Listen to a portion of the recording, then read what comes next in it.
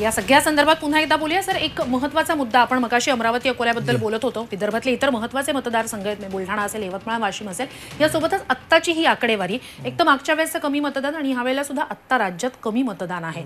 या सगळ्याकडे मग हे कुणाच्या पथ्यावर पडतं, काय कसं या सगळ्याबद्दल पुढे वाढेल मतदानाचा टक्का. सकाळी विदर्भात तसं ऊन खूप वाढतं आणि सकाळी मतदान लवकर आटपून घेण्याकडे मतदारांचा कौल असं दुपारी अक्षरशः शुकशुकाट असतो. पण आज थोडं मी ऐकतो की पावसामुळे ढगाळ वातावरण आहे, त्यामुळे फार असा दुपारी फरक पडेल असं वाटत नाही. पण मगाशी जे 2 मतदारसंघांचा उल्लेख केला, बुलढाणा, यवतमाळ पण खूप इंटरेस्टिंग आहे. म्हणजे इंटरनल अंडरकरंट्स आहेत ना, ते सगळीकडे आपल्याला बघायला मिळतात. म्हणजे यवतमाळमध्ये भावना गवळींनी इतक्या दिवस म्हणजे त्या शिंदेंसोबत गेल्या, त्यांच्यावरती त्यांच्या आधीच्या काळात झालेले आरोप असतील, नंतर त्यांना तिकिटाची अपेक्षा होती, त्यांनी पोस्टर्स लावले ते मोठ्या प्रमाणात, मेरी झांसी नाही दूंगी. शेवटी त्यांना झांसी द्यावी लागली आणि तिकडनं हिंगोलीतनं उमेदवार तिकडे आल्या, मग त्या बाहेरचे उमेदवार आहेत, हा एक तिकडे प्रचार झाला. तिथे पण खूप इंटरनल अंडरकरंटचा खूप महत्त्वाचा मुद्दा असणार. ते संजय राठोड विरुद्ध भावना गवळी, आता दोघेही उमेदवार नाही आहेत, तिसराच उमेदवार बाहेर आला आहे. ह्याचा या गोष्टी कुठे घेऊन जातील? म्हणजे याचा निवडणुका तिथे आणखी एक उमेदवार आहेत माझे, गोंड सेनेचे एक उमेदवार आहेत कुठले, त्यांनी एक तिथे उमेदवार, त्यांच्या सभा खूप जोरात होत्या असं आमचे स्थानिक तिथले प्रतिनिधी सांगतात. त्यांच्या सभांना लाखांची गर्दी असते असा एक तिकडचा अंदाज. तो एक तिसरा किंवा महत्त्वाचा अँगल तिथे असणार आहे. पण यवतमाळमध्ये स्पेसिफिकली काय वाटतं विजयजी तुम्हाला, की याचा इंटरनल रायव्हलरी हा खूप मोठा त्याच्यात रोल प्ले करेल?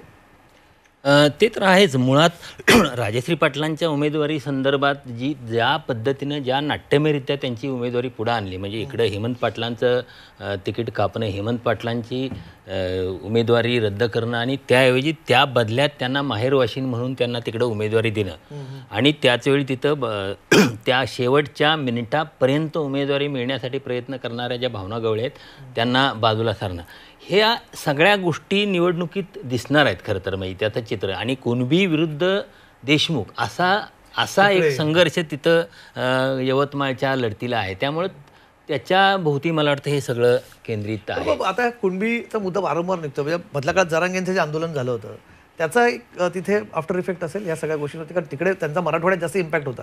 विदर्भातला हा कधी मराठा आरक्षण किंवा कुणबी मराठा हा विषय कधी मराठवाड्यात राहिलेलाच नाही, विदर्भात राहिलेलाच नाही. पण तरी सुद्धा वारंवार हा तिकडे फॅक्टर निघतोय. यंदा त्याला एक वेगळा कॉन्टेक्स्ट जरांगेंचा वाटतं सर? नाही, विदर्भामध्ये कुणबी मराठा हा वादच नाही फारसा, कारण तिथले सगळे देशमुख वगैरे हे सुद्धा कुणबीच आहेत, त्यांच्याकडे पूर्वी सर्टिफिकेट आहेत पूर्वीपासून. त्यामुळे भांडणार कुणाशी हा प्रश्न आहे. त्यामुळे सगळेच कुणबी आहेत तिथे, देशमुख कुणबी आहेत ना, आता माहिती आहे ना मला. तर असं आहे की तिथे मूळ वाद असा आहे की त्या मतदारसंघांवर वर्चस्व, पर्टिक्युलरली यवतमाळ वाशिमवर, तिथं बंजारा फॅक्टर खूप मोठा आहे, प्रचंड मोठा फॅक्टर आहे आणि त्या फॅक्टरला लक्षात घेतल्याशिवाय तिथली निवडणूक लढवणं सोपं नाही आहे. नाईक फॅमिलीनी तिथे पूर्वीपासून वर्चस्व गाजवलेलं आहे. काय होतं की भावना गवळींना किंवा त्यांच्या वडिलांना, पुंडलिकराव गवळींना, ह्या बंजारा फॅक्टरचं एक उत्तर म्हणून पुढं आणलं होतं आणि शिवसेनेचं जे राजकारण होतं सर्वांना सोबत घेऊन चालणं आणि ओबीसीचं पाठबळ, या जोरावर शिवसेनेने तिथे वारंवार त्यांना निवडून आणलं. आता त्या गेल्या महायुतीसोबत तेव्हाच लोकांना असं वाटलं की त्या स्वतःचं खासदारपद वाचवण्यासाठी, त्या कॉन्ट्रोवर्सीज ज्या काही बाहेर आल्या होत्या, वादग्रस्त मुद्दे, त्या वाचवण्यासाठी त्या गेल्या आणि त्यांचं तिकीट जवळपास फायनल आहे. आता राजश्री पाटलांना तिकडून जर उभं करायचं असतं आणि समजा ठरलं असतं आणि 1 वर्षापूर्वी त्यांना तयारी करायची संधी दिली असती, 6 महिन्यापूर्वी, 1 वर्षभरापूर्वी, तर खूप फरक पडला असता. तर तो फरक ऐनवेळी त्यांना उमेदवारी देऊन पडत नाही, ही अडचण आहे. आणि दुसरं असं होतं की भावना गवळींना उमेदवारी देऊ नका याच्यासाठी माझ्या माहितीप्रमाणे 2 ते 3 प्रमुख नेते त्या भागातले हे अत्यंत आग्रही होते आणि ज्याच्यामध्ये बंजारा फॅक्टर खूप महत्त्वाचा होता. तिथला संघर्ष उघडच आहे की त्यात लपवायचं काय? म्हणजे त्यांना जेव्हा उमेदवारी दिली होती, मला आठवत आहे मंत्रिपद दिलं होतं संजय राठोडांना, त्यांची कॉन्ट्रोवर्सी होण्याच्या आधी, तेव्हा ज्या काही जिल्ह्यातल्या नेत्यांनी पत्र दिली होती, त्या विदर्भातल्या काही नेत्यांनी पत्र दिली होती, वारंवार एकाच नेत्याला संधी का, त्याच्यामध्ये सगळ्यात पहिली भावना गवळींची ती, आणि त्यांच्यात तो वाद कधी लपलेलाच नाही. म्हणजे इट्स अन ओपन सिक्रेट. हा विजयजी, भाजपने भावना गवळींच्यासाठी पुन्हा ज्या काही गोष्टी सांगतात त्यांची उमेदवारी डावलण्यात, त्यांच्यावरच्या आधीच्या ईडीच्या संदर्भातल्या ज्या काही कारवाई असतील ते, आणि सगळ्यात महत्त्वाचं भारतीय जनता पक्षाने शिंदे गटाला ज्या काही आपल्या सर्वेंची भीती दाखवून काही गोष्टी केल्या होत्या, मला वाटतं ते भावना गवळींची उमेदवारी त्या भारतीय जनता पक्षाच्या सर्वे रिपोर्टमधली त्याच्याबद्दल उमेदवारी होती, म्हणजे ती बाजूला करण्याची. नाही. आणि दोन आमदारांचा तिथं फार संघर्ष चालायचा भावना गवळी यांच्याशी. एक म्हणजे संजय राठोड आणि दिवंगत राजेंद्र कुमार पाटणी यांचा फार कडवा विरोध होता आणि त्यांचं आपापसात अजिबात सख्य नव्हतं. आणि मला वाटतं बंजारा समाज हा संजय राठोडांना ते सतत निवडून येत असल्यामुळं त्यांचा जे काही मतदार आहे त्याच्याकडून जर लीड हवं असेल तर भावना गवळींना उमेदवारी देऊ नका असाही आग्रह झाला असेल असं मला वाटतं. आणि राजेंद्र पाटणींना मानणारा जो काही त्यांचा मतदार आहे त्याचाही आग्रह असेल. त्याच्यामुळे भावना गवळी यांच्याऐवजी आपण जर दुसरा प्रयोग केला तर तो यशस्वी होईल असं शेवटच्या क्षणी ठरवलं एक गेलं. घटकात असं म्हणतो की संजय राठोडांना उमेदवारी दे, बंजारा फॅक्टरचा जो तिथे उल्लेख झाला. पण ते तयार नसतील बहुतेक लोकसभेत जायला. तेच होतं म्हणजे त्यांना घोड्यावर बसवायची तयारी सुरू होती. दिल्लीला जायला सहजासहजी कोणी तयार होत नाही. राज्यामध्ये जे आहे ते दिल्लीत कुठे आहे. सिद्धार्थ पोकळे आपल्यासोबत अजून आहेत. सिद्धार्थजी, तुम्ही सुद्धा तिथे तिसरा अँगल तिथे वंचितच्या निमित्ताने तुम्ही तिथे उमेदवार दिला नसता तरी तुम्ही समर्थन तिथे मात्र दिलेलं आहे यवतमाळला. पुन्हा इथे असा एक उल्लेख आहे, तुम्ही तिथे आता म्हणताय की तुम्हाला तिथे जिंकण्याची खात्री, पण यवतमाळचं राजकारण खूप वेगळं तिथे आहे. इथेही तुमचा उमेदवार आहे, त्यामुळे वारंवार पुन्हा एकदा वंचितने ज्या ज्या ठिकाणी निवडून येण्याची जिथे त्यांची ताकद नाही तिथे अशा उमेदवारांना समर्थन दिलंय की जे तिथे ताकदवान दिसतात. पण असं रिडिंग पण आहे की ते निवडून येण्यात की ताकद ठेवत नाही. त्यामुळे पुन्हा एकदा इथे तुमच्यावरती वोट कापण्याचा आरोप होऊ शकतो.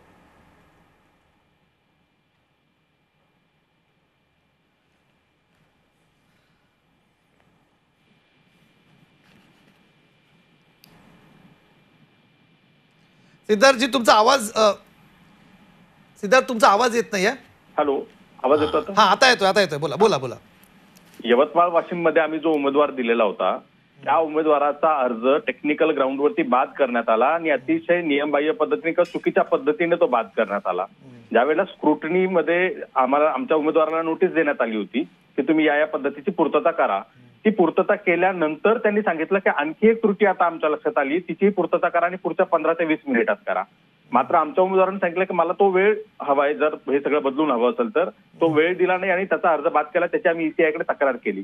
मात्र आता आमचा उमेदवारच उडवल्यामुळे त्या ठिकाणी आम्ही समनक जनता पार्टीचे जे डॉक्टर अनिल राठोड आहेत त्यांना त्या ठिकाणी पाठिंबा दिलेला आहे. त्यांचा त्या ठिकाणी प्रचंड मोठ्या प्रमाणामध्ये होल्ड आहे त्या मतदारसंघामध्ये. आणि ज्या बंजारा फॅक्टरची आपण चर्चा करतोय त्या बंजारा फॅक्टरचा मोठ्या प्रमाणात सपोर्ट हा डॉक्टर अनिल राठोड यांना त्या मतदारसंघात मिळतोय. सोबत वंचित बहुजन आघाडीचं जे काही पारंपरिक मतदान आहे ते त्यांच्या सोबत आहे. त्यामुळं तिथल्या राजकीय विश्लेषकांकडनं आलेली जी माहिती ती अशी आहे की ज्या उमेदवाराला शक्यतो तो चर्चेत किंवा याच्यात रेसमध्ये नव्हता, वंचित आणि त्यांचं मतदान असं हे कोलॅबरेशन झाल्यामुळे आता तो उमेदवार त्या ठिकाणी रेसमध्ये आलेला आहे. त्यामुळे कदाचित यवतमाळ वाशिमचं चित्र हे निकालाच्या वेळेला आपल्याला वेगळं दिसेल. जे आता आपण पाहतोय त्यापेक्षा तिथे वेगळा निकाल हा लागू शकतो. ठीक आहे, वेगळा निकाल लागू शकतो असं त्यांचं म्हणणं आहे तिथे. पण हा एक पुन्हा एकदा वंचितचा फॅक्टर, प्रकाश आंबेडकरांनी सोबत जाण त्यांचे कंपल्शन्स आहेत. त्यांनी सांगितलं की आम्हाला आमचा पक्ष वाढवायचा आणि आम्ही काँग्रेससमोर बरेच ऑप्शन्स दिले होते. आणि खरं तर ही वेळ जी चर्चा होती मुळात की मोठ्या पक्षांनी जास्त अकॉमोडेटिव्ह राहायला हवं, कारण तुम्ही म्हणतात की लढाई वेगळी आहे, संविधानाची लढाई आहे. तर अशा वेळेस मग तुमचा पक्ष वंचितने यावेळेस त्यांच्यासाठी सुद्धा ही संधी आहे. वंचितसाठी या मोठ्या ॲटमॉस्फिअरमध्ये जर वंचितने पक्ष वाढवला नाही तर कदाचित ती राजकीय संधी त्यांच्याकडनं गमावली जाईल.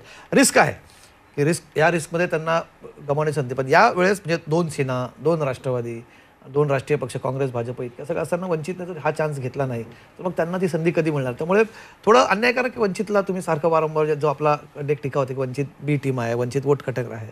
हा, कारण त्यांची हीच संधी आहे. नंतर त्यांना अशी संधी कधी मिळणार आहे काय? अगदी नाही, ही संधी अतिशय चांगली होती त्या. पण काय झालंय की काही मुद्द्यांवर प्रकाश आंबेडकर स्वतः स्पष्ट बोलत नाहीत. आणि वंचितवर जे काही आरोप झाले की वंचितनी काय भूमिका घेतल्यामुळे काय झालं मागच्या निवडणुकीत आणि आता काय होऊ शकतं त्याविषयी पुरेसं स्पष्टीकरण त्यांनी दिलं नाही.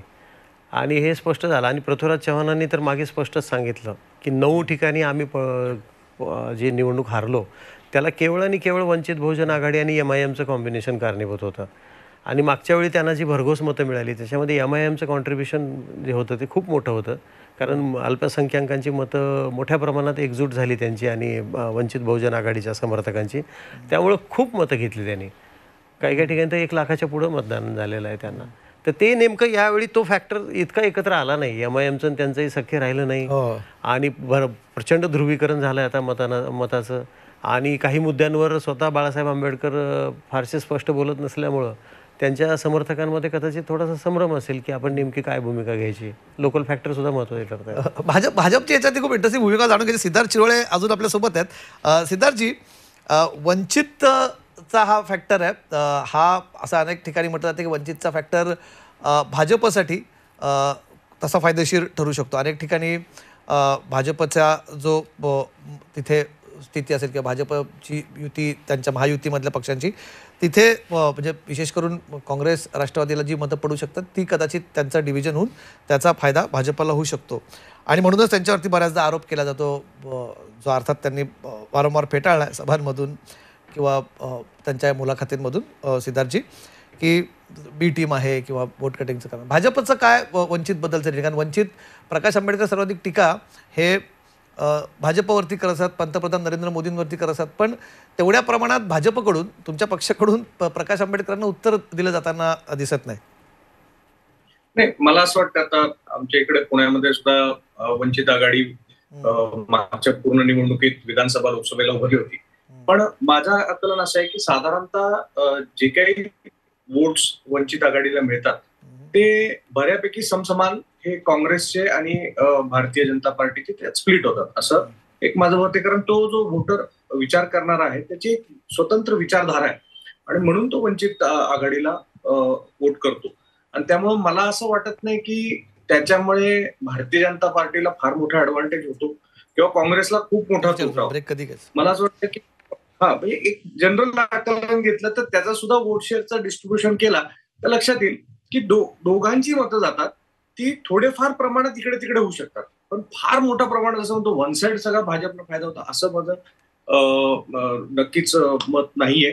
त्यामुळं त्याचा विचार करताना त्याचा डॅमेज दोन्हीकडे होतो असं माझं मत आहे. पण हे करता करता मला असं वाटतं की प्रत्येक पक्षाने आपापली ताकद ही आपापल्या भागामध्ये जिथं कमी आहे तिथं वाढवली पाहिजे, हा त्यातला मूळ सार आहे. आणि तेच भारतीय जनता पार्टी निरंतर जे आपण मी सारखं म्हणतो की आम्ही इलेक्शन झोन मध्येच असतो, जिथे जिथे सी बूथ आहे, जिथे जिथे वीक बूथ आहे, तिथे तिथे जाऊन प्रचार करून लोकांशी संपर्क साधून लोकांचं मतपरिवर्तन करून आपला वोट बेस वाढवण्याचं काम करत राहणे, हे मला असं वाटतं ह्याच्यावरती जास्त फोकस केला पाहिजे रादर दॅन. पण सिद्धार्थजी, म्हणजे एक तुम्हाला थेट प्रश्न विचारतो, पुण्यात वंचितचे उमेदवार आहेत आणि खूप ते सोशल मीडियावर आणि अदरवाईज खूप पॉप्युलर आहेत, वसंत मोरे, त्यांच्या उमेदवारी तुमचं काय आकलन? तुम्ही आता पुण्यातलं राजकारण इतकी वर्ष बघतात, जवळनं बघतायत, त्यांचा काय तुम्हाला त्याचा फायदा होईल की नुकसान होईल तुम्हाला?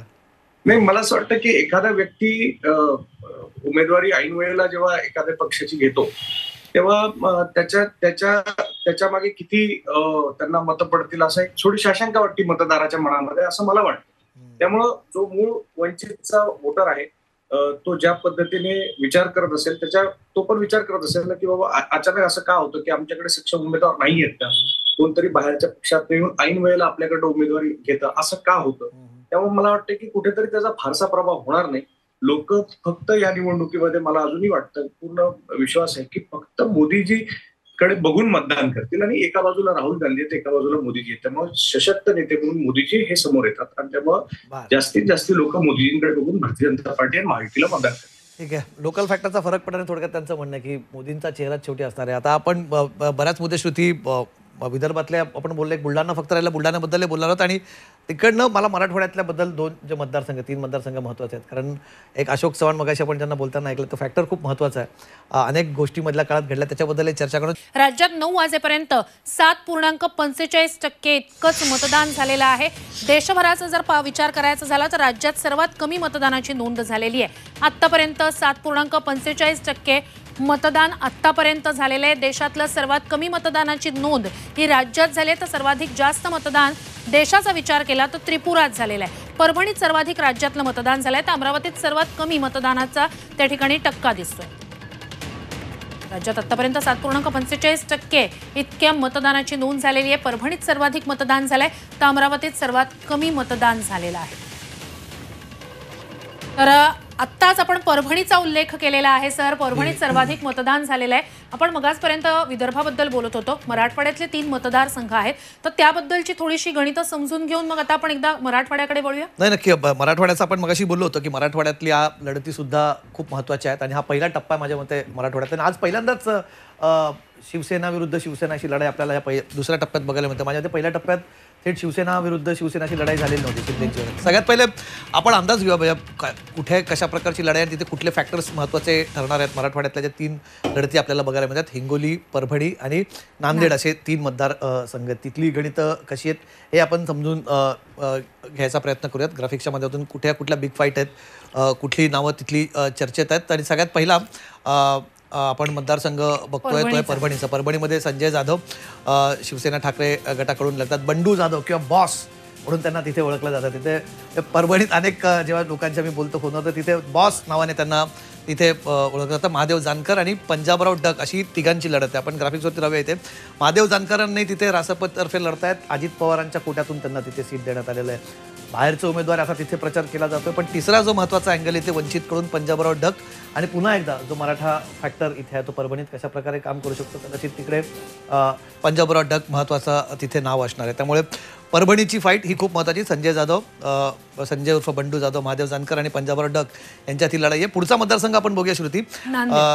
नांदेडची साधारणपणे आपण चित्र आता बघणार आहोत की नांदेडमध्ये कशा प्रकारचा सिनारिओ आहे. आणि सगळ्यात आधी महत्त्वाची घडामोड जी यादी झाली होती ती म्हणजे अशोक चव्हाणांचं तिथे ना प्रतापराव पाटील चिखलीकर आणि वसंत चव्हाण काँग्रेसचे इथे यांच्यामध्ये थेट लढत आहे. पण इथे सुद्धा तिसरा अँगल आहे. आय थिंक वंचितचे तिथे उमेदवार आहेत त्यावेळेस पुन्हा, आणि वंचितला गेल्या वेळेस इथे मोठ्या प्रमाणात मतं मिळाली. त्यामुळे इथेही तिरंगी लढती, आज जे आपण आपल्या कार्यक्रमाला शीर्षक दिलं आहे ना की तिरंगी लढती, त्यामुळे तिरंगी लढत इथे सगळ्यात महत्त्वाची आहे. तिसरा मतदारसंघ जो आज मराठवाड्यातला जातोय श्रुती तो आहे हिंगोलीचा मतदारसंघ. हिंगोलीकडे सुद्धा अनेकांचं लक्ष आहे. हिंगोलीत उमेदवार बदलला गेला होता. म्हणजे विद्यमान खासदार शिंदेंचे शिवसेना शिंदे गटाचे हेमंत पाटील त्यांचं तिकीट त्यावेळेस तिथे कापण्यात आलं आणि तिथे बाबूराव कदम कोळीकर यांना तिकीट देण्यात आले. सोबतच शिवसेनेचे नागेश पाटील त्यांच्या समोर आहेत आणि वंचितचे इथे बी.डी. चव्हाण त्यांच्या समोर असणार आहे. इथे सुद्धा वंचितची मोठ्या प्रमाणात मध्ये एकेकाळी हा काँग्रेसचा स्ट्रॉंग होल्ड होता. इथनं राजू सातव निवडून गेलेले होते आणि अशोक चव्हाणांचं खरं तर तो असं म्हटलं की अशोक चव्हाणांचा ट्रिकल डाऊन इफेक्ट तिथे त्यांना मिळतो आणि त्याचा फायदा तिथे होतो. पण यावेळेस हे 3 मतदारसंघ आहेत जे महत्त्वाचे आहेत आणि दोन्ही मतदारसंघ याच्यापैकी 5 पैकी 2 मतदारसंघांवरती अशोक चव्हाणांचा प्रभाव आहे. अशोक चव्हाणांचं पक्षामध्ये येणं कितपत फायद्याचं ठरेल तुम्हाला असं वाटतं? अशोक चव्हाण फॅक्टर खरंच तिथे चालणार आहे की तिथे पुन्हा इथे स्थानिक शिवसेनेची गणितं चालतील, काय वाटतं? खरं तर अशोक चव्हाणांना आपण गेली काही वर्षे राज्याचे नेते म्हणून बघत आलेलो आहे. हो, पण या निवडणुकीत ते नांदेडपुरते मर्यादित राहिले. मराठवाड्याचे पण नाही, मराठवाड्याचे दिसत नाही मराठवाड्याचे सुद्धा आहेत नेते. आणि मला वाटतं अशोक चव्हाणांना घेण्याचं कारण ज्या पद्धतीनं भारतीय जनता पक्ष राष्ट्रीय पातळीवर एक जागा महत्त्वाची मानतोय, तर अशोक चव्हाणांना घेतल्यामुळं नांदेड आणि हिंगोली या 2 लोकसभेच्या जागा हमखास भाजपच्या म्हणजे त्यांच्या आघाडीच्या NDAच्या कोट्यात येऊ शकतील. यासाठी मला वाटतं याच एका कारणासाठी त्यांना घेऊन म्हणजे त्यांना राज्यसभा देऊन या 2 जागा जिंकण्याचं हे केलं होतं. गेल्यावेळी दोन्ही जागा महायुतीनं जिंकलेल्या होत्या. पण 2014च्या निवडणुकीत या दोन्ही जागांच्यावर राजू सातव आणि अशोक चव्हाण म्हणजे तिथं काँग्रेस हे दोघं जिंकलेले होते. मला वाटतं त्यामुळे या दोन्ही जागा कन्फर्म कराव्या गेल्यावेळी आपल्याकडे होते त्यासाठी घेतलेलं होतं. पण आपण बघितलं प्रत्यक्षात तिथं ग्राउंडवर म्हणजे नांदेडमध्ये सुद्धा अशोक चव्हाणांना घाम गाळायला लागलेला आहे. म्हणजे जिथं अशोक चव्हाण आल्यामुळे संपलं, काँग्रेस आता डिपॉझिट वाचवू शकणार नाही सगळं गेलं असं चित्र असताना तिथं त्यांना घाम गाळावा लागलाय. विरोध आहे तिथे, काही ठिकाणी त्यांना विरोधाचा सामना विरोध झाला. यामुळं चित्र कसं खालच्या पातळीवरून बदलत गेलं हे दिसतं. म्हणजे ते सेम परिस्थिती हिंगोलीची आहे. म्हणजे हिंगोलीचं आधी खरं तर तिथं महायुतीला म्हणजे एकनाथ शिंदे यांच्यासाठी ती गटासाठी ती पक्षासाठी निवडणूक सोपी होती.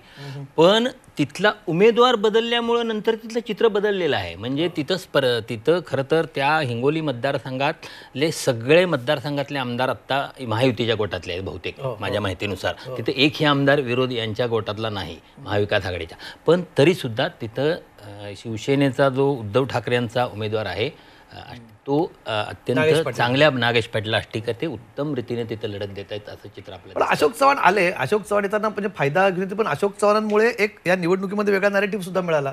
अशोक चव्हाणांना घेण्यामुळे विरोधकांना एक संधी मिळाली. म्हणजे तो पुन्हा एकदा भाजपचं वॉशिंग मशीन, अशोक चव्हाणांनी तुम्ही टीका केली, एक प्रचाराचा आयता मुद्दा ऐन निवडणुकीच्या तोंडावर तिथे मिळाला. काय वाटतं अशोक चव्हाण म्हणजे ही दुधारी तलवार ठरू शकते? एक तर असं आहे की आपल्याला मराठवाड्याचा विचार करताना मनोज जरांगे पाटील यांना दुर्लक्षून चालणार नाही. बिलकुल. तिथे फार मोठा प्रभाव आहे तरुण पिढी मनोज जरांगे पाटलांच्या खूप मागे गेली. सरळ सरळ डिव्हिजन झालं. या तरुण पिढीमध्ये काही संतप्त भावना आहेत. कदाचित असा विचार झाला की एकतर नांदेडची सीट आपण इन्शुअर करू शकतो. मागच्या वेळी मला वाटतं 40,000 आले होते प्रताप पाटील चिखलीकर. तर तिथे जास्तीत जास्त लीड मिळावं हा पहिला हेतू असेल. दुसरी गोष्ट, अशोक चव्हाण हे मागच्या गव्हर्नमेंटमध्ये, मागच्या सरकारमध्ये, उद्धव ठाकरेंच्या सरकारमध्ये मंत्रिमंडळ उपसमितीचे प्रमुख होते मला वाटतं मराठा. तर किमान त्यांचा फायदा होईल. त्यांचं जे कनेक्ट आहे, त्यांचे जे संबंध आहेत मराठा तरुणांशी वेगवेगळ्या जिल्ह्यातल्या, त्याचा फायदा होईल असा विचार बहुतेक त्यांना भाजपकडे आणण्यात झाला. त्यांना त्याचा आपसूक लाभ जो मागच्या दाराने होतोय, ज्याचा आपण वारंवार उल्लेख करतो, वॉशिंग मशीन वगैरे, तो ते सोबतचं आहे. म्हणजे ते ॲडिशनल ॲडव्हान्टेज म्हणतो त्याला आपण, अतिरिक्त फायदा. हे करताना पण हे झालंय बुमरँग थोडक्यात असं दिसतंय. कारण नांदेडमध्ये अनपेक्षितरित्या अनेक तालुक्यांमध्ये प्रचंड विरोध झाला. आता आरोप असाही झालाय की त्यांना गावात प्रवेशबंदीच करायला जेव्हा मेसेज जातो तेव्हा आधीच काही तरुणांना ताब्यात घेतलं जातं. त्यांना मग ताब्यात घेऊन त्यांना दिवसभर थांबून ठेवलं जातं. त्याच्यामुळे मग त्यांची सभा, त्यांचा दौरा निर्विघ्नपणे पार पडतो. तर या परिस्थितीमुळे नांदेडची राजकीय स्थिती कमालीची बदलली. आज त्या याच्यामध्ये ही जागा एकतर्फी लढत अजिबात झालेली नाही. नांदेडचे रिपोर्ट्स अपेक्षित होतं. प्रचंड चुरस आहे. वसंत चव्हाण यांना बरंचसं तिथं म्हटलं गेलं की हे वीक कॅन्डिडेट आहेत वगैरे वगैरे. असं काही नाही. तिथले रिपोर्ट्स आता वेगळेच आहेत. दुसरा फायदा जो आपण उल्लेख करता हिंगोलीचा, तर हिंगोलीचं एक विचित्र समीकरण असं आहे की साधारणपणे एक विभाग, प्रशासकीय विभाग, हा दुसऱ्या विभागाशी जोडला जात नाही निवडणुकीसाठी. पहिल्यांदा हे घडलं 2009च्या डिलिमिटेशनच्या वेळेला की उमरखेड तालुका यवतमाळमधला जो अमरावती डिव्हिजनचा भाग आहे तो या हिंगोलीला जोडला गेला. बाजूला पुन्हा किनवट आहे. अशोक चव्हाणांनी राजकीय हुशारी दाखवत याच्या आधी ही जागा जिंकत असताना राजू सातो यांच्यासाठी किनवटमधून त्यांना प्रचंड लीड मिळवून दिलं होतं. त्यामुळे असं मानलं गेलं की अशोक चव्हाणांचा फायदा हा हिंगोलीसाठी होऊ शकतो.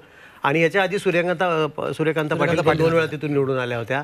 त्यामुळे असं वाटलं की हे गणित बदलून जाईल. पण हिंगोलीचं जरा वेगळंच आहे राजकीय समीकरण. तर त्याच्यामुळे तिथेही कितपत हे प्रभावी ठरतील याविषयी शंका आहे. त्यामुळे नांदेड आणि हिंगोली इथं दोन्ही ठिकाणी संघर्ष कडवा आहे. एकतर्फी ही लढत होत नाही.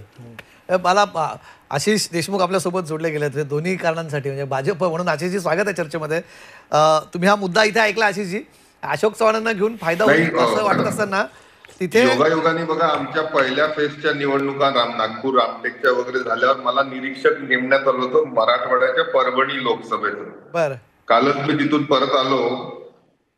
पण खऱ्या अर्थाने जे 10% आरक्षण मराठा समाजाला महायुती सरकारने दिलं त्याचा नक्कीच पॉझिटिव्ह इफेक्ट सर्व त्याच्यात दिसतो. त्याच्यामध्ये ओबीसी समाजाचं कुठेही नुकसान न करता दिलं.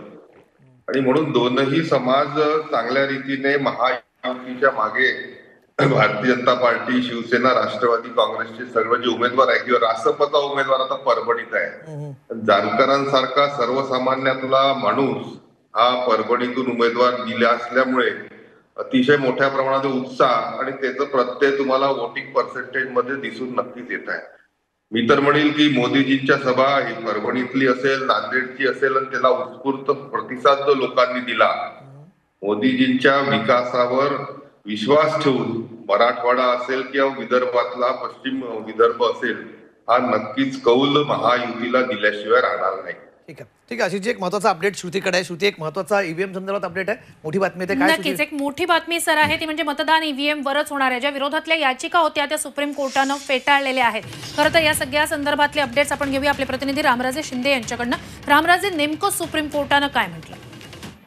बिलकुल, आता ऑर्डर डिक्टेट करण्याचं काम चालू आहे. परंतु आता पहिलंच जो शब्द उच्चारलेला आहे कोर्टाने ते म्हणजे की जे मतांचे स्लिप आहेत ते ईव्हीएमशी संपूर्ण 100% मोजणी करण्याची जी मागणी केली होती ती फेटाळण्यात आता आलेली आहे. त्यामुळे एक मोठा झटका म्हणावा लागेल.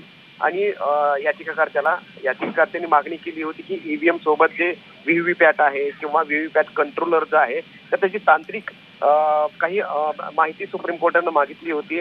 त्यानंतर काही प्रश्न सुद्धा उपस्थित केले होते. निवडणूक अधिकाऱ्यांना बोलवण्यात आलं होतं. निवडणूक अधिकाऱ्यांनी त्याची उत्तरं दिली होती.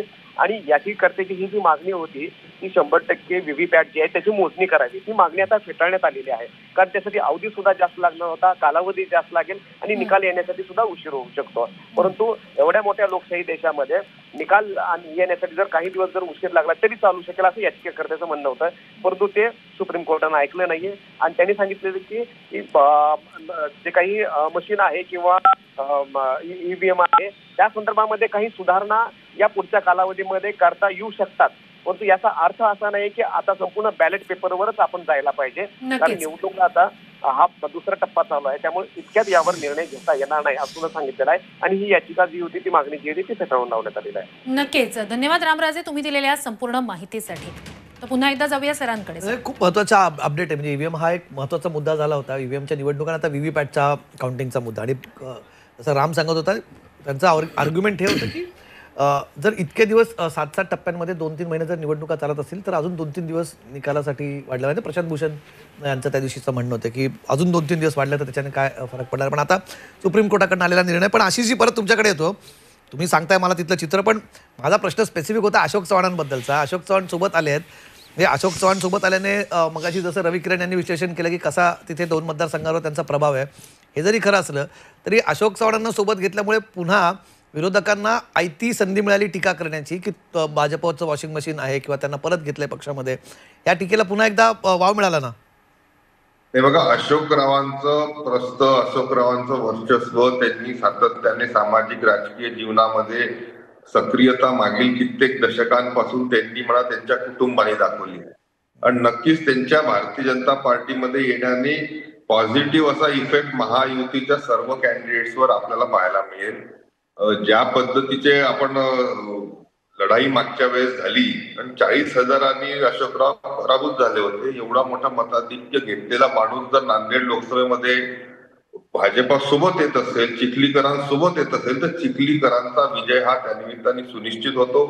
हिंगोलीमध्ये पण आपण पाहिलं की राजीव सातवांच्या विजयाच्या मागे 2014 मध्ये कोण असतील तर अशोक चव्हाण होते. पण त्यांचा पॉझिटिव्ह असा इफेक्ट हिंगोली मतदारसंघामध्ये देखील होत आहे.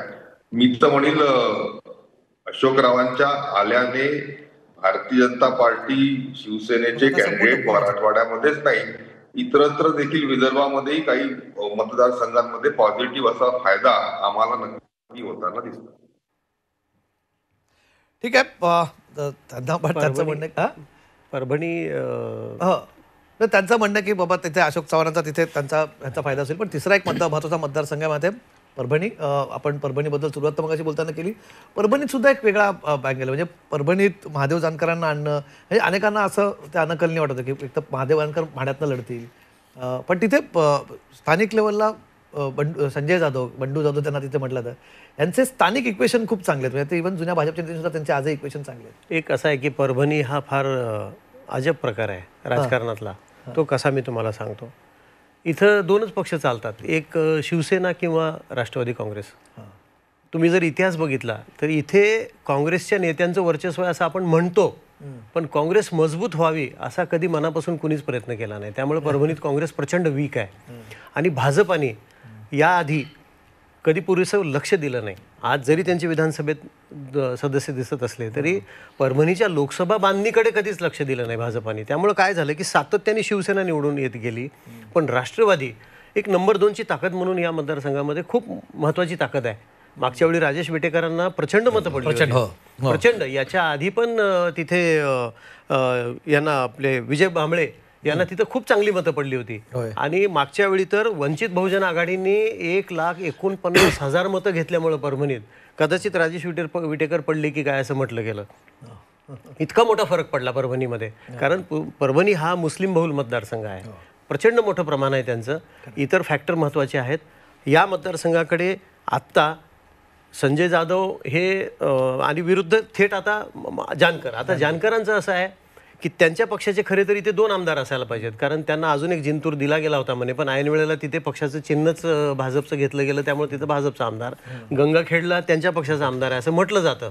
पण जानकरांचं व्यक्तिगत तळागाळात तिथलं जे कनेक्ट आहे तो तितका नाही.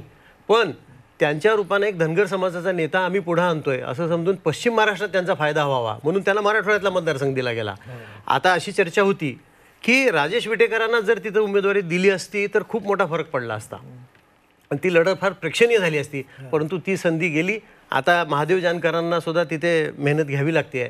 तर परभणीचं गणित आता बघूया काय होतं ते. पंजाबराव अडक तिथे तिसरे उमेदवार आपला आता आपला चर्चेचा वेळ संपतो, पण पंजाबराव अडक तिथे आहेत. वंचित नेत्यांना उमेदवारी दिली आहे. वेगळं कास्ट इक्वेशन तिथे येऊ शकतं असं चर्चा केली गेली. प्रचारात फार प्रभावी दिसलं नाही त्यांचं. चर्चा ज्या प्रकारे त्यांचा तिथे प्रचार उचलला जायला होता तसं झाला नाही. मला नाही वाटत एकूण पंजाबराव डक, मुळात पंजाबराव डक हे व्यक्तिमत्वच एकूण आज विश्वासार्ह मानलं जात नाही. त्यांचं जे अशास्त्रीय हवामान तज्ज्ञ आहेत ते, आणि तो वेगळा मुद्दा. आणि ते उमेदवारी मिळण्याचा तो फॅक्टर आहे ना, त्यामुळे प्रसिद्ध आहेत म्हणून उमेदवारी दिली आहे. त्यामुळे त्यांचं काही राजकीय कर्तृत्वामुळे उमेदवारी दिलेली नाही. आशिष देशमुख का त्यांना काहीतरी मुद्दा मांडायचा. आशिषजी, तुम्हाला याच्यात काय मुद्दा ऍड करायचा आहे? परभणीचा निरीक्षक होतो म्हणून सांगतो. तुम्ही कमलेशजी बॉसचा उल्लेख केला. सातत्याने तिच्या विद्यमान खासदारांतर्फे करण्यात आलेली दबंगगिरी किंबहुना वसुली याच्यामुळे अँटी इन्कम्बन्सी ही त्यांच्या जाधवांच्या विरोधात फार मोठ्या प्रमाणात आहे. आणि जनसामान्यांना आपलेशे वाटणारे जानकर, मी तुम्हाला सांगतो, प्रत्येक रात्र ते कोणा ना कोणाच्या गावामध्ये शेतात त्यानिमित्ताने निवासाला असतात. तिथेच शेतात झोपतात घोंगडी टाकून. दुसऱ्या दिवशी तिथूनच आंघोळ करून निघतात. पण प्रत्येक मनाला भावलेला असा उमेदवार जानकरांच्या माध्यमातून महायुतीने दिला असल्यामुळे नक्कीच असे मताधिक्यांनी जानकर निवडून येतील.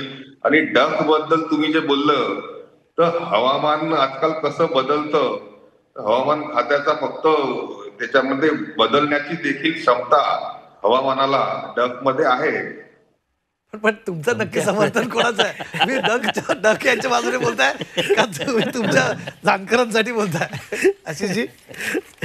आणि म्हणून म्हणतो मी, जानकर साहेब 100% नाही 200% निवडून येत आहे. अतिशय चांगलं असं वातावरण गावागावामध्ये जो उत्स्फूर्त प्रतिसाद मी लोकांनी पाहिला.